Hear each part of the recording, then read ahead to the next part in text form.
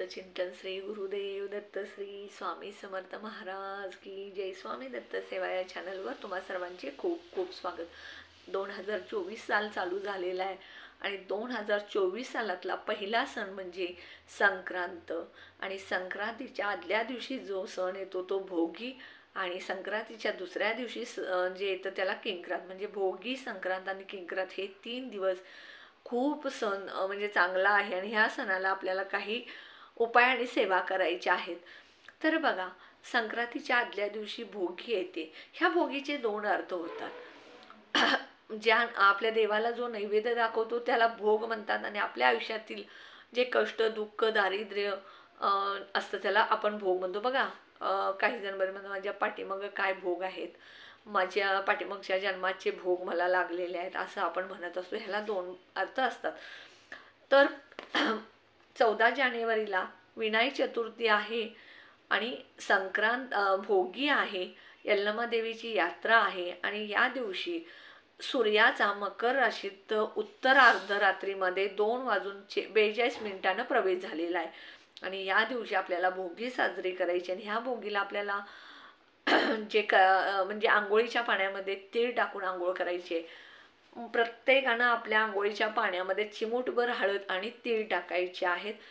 प्रत्येकानं या दिवशी डोक्यावरून आंघोळ करायची। लहान मुलापासून म्हाताऱ्या वयस्कर माणसांपर्यंत सगळ्यांनी डोक्यावरून आंघोळ करायची। आंघोळीच्या पाण्यामध्ये तीळ आणि चिमूटभर हळद टाकायचे।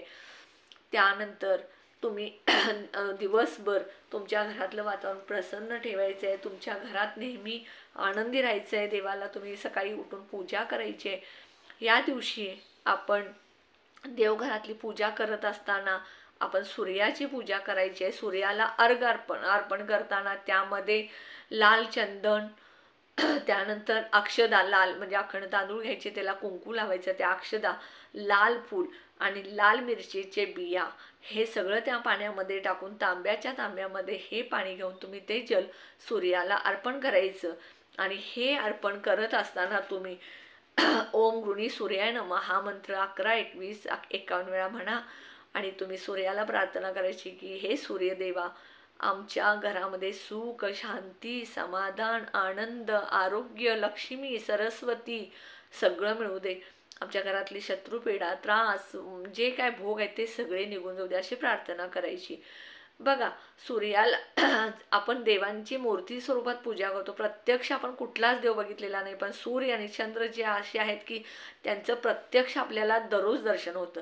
आणि दररोज सूर्याला जर तुम्ही अखंड अक्षदा, लाल आणि लाल फूल घालून जर जल अर्पण केला तर तुमच्या मनातील सगळ्या इच्छा पूर्ण होतात। पण हल्ली धावपळीच्या युगामध्ये कोणाला जमत नाही, त्यांनी रविवारी संक्रांत, भोगी आणि किंक्रांतीला तर न चुकता सूर्याला जल अर्पण करायचं। लाल चंदन हे तुम्हाला देवपूजेचं भांडार असतं, देवपूजेचं दुकान असतं, तिथं तुम्हाला लाल चंदन नक्की मिळेल। तुम्ही आधी आणून ठेवा, उद्या एक दिवस आहे। आणखी एक सांगायचं झालं तर त्या दिवशी आपण बाजरीची भाकरी करतो तीळ लावून।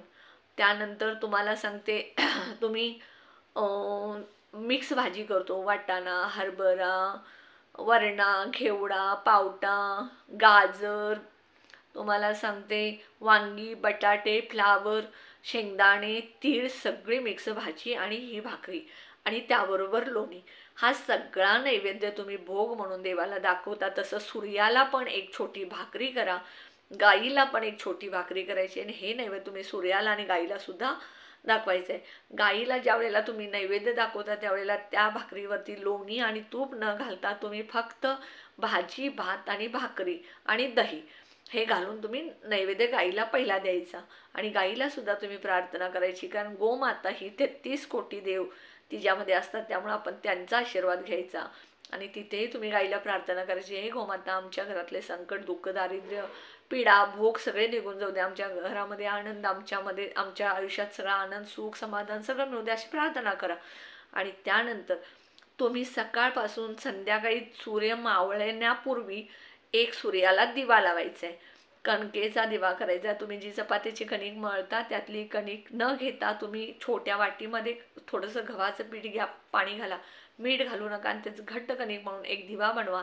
त्या दिव्यामध्ये 2 वाती आणि मोहरीचं तेल घालायचं आणि हे सूर्याला तुम्ही दिवसभर सूर्यनारायणाला बाहेर अंगणामध्ये जिथे तुम्हाला ठेवता येईल सूर्याला तिथे ठेवायचं. त्याच्या खाली अक्षदाचं आसन द्यायचं तांदळाचं आणि सूर्याला तुम्ही परत प्रार्थना करायचं आणि ओम गृणी सूर्या नमः हा मंत्र परत म्हणायचा. आणि त्यानंतर संध्याकाळी तो दिवा मालवल्यानंतर, दिवा शांत झाल्यानंतर हा दिवा तुम्ही एखाद्या झाडाखाली मुंग्यांना किड्यांना खाऊ घालायचा. हे उपाय तुम्ही जर करत राहिला भोगी दिवशी केलात तर तुमच्या आयुष्यामध्ये खूप खूप फरक पडेल आणि तुमचं आयुष्य सुखी समाधानी आनंदी होईल आणि तुमच्या आयुष्यातले भोग सगळे निघून जातील. तर या दिवशी ह्या छोट्या छोट्या दिव्याच्या आणि हा दिवा जो आहे तो खूप महत्त्वाचा आहे. हा दिवा तुम्ही सूर्याला नक्की लावा त्या दिवशी. ह्या एक दिवा लावण्यानं तुमच्या आयुष्यातला प्रकाश उजळून निघेल तुमच्या आयुष्यात आणि तुमचं आयुष्य सुखी समाधानी आनंदी होईल.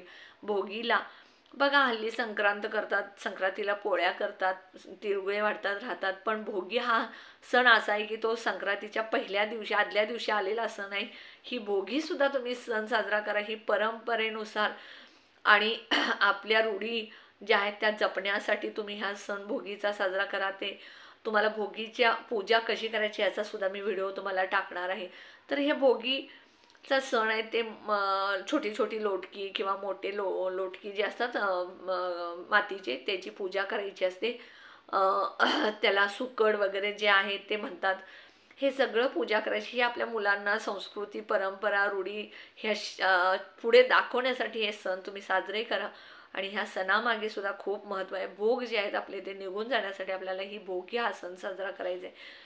तर हा माझा छोटासा व्हिडिओ तुम्हाला आवडला असल्यास लाईक करा, शेअर करा, सबस्क्राईब करा आणि बेल आयकॉनची घंटी दाबा, ऑल बटनला क्लिक करा आणि कमेंट करा. श्री स्वामी समर्थ.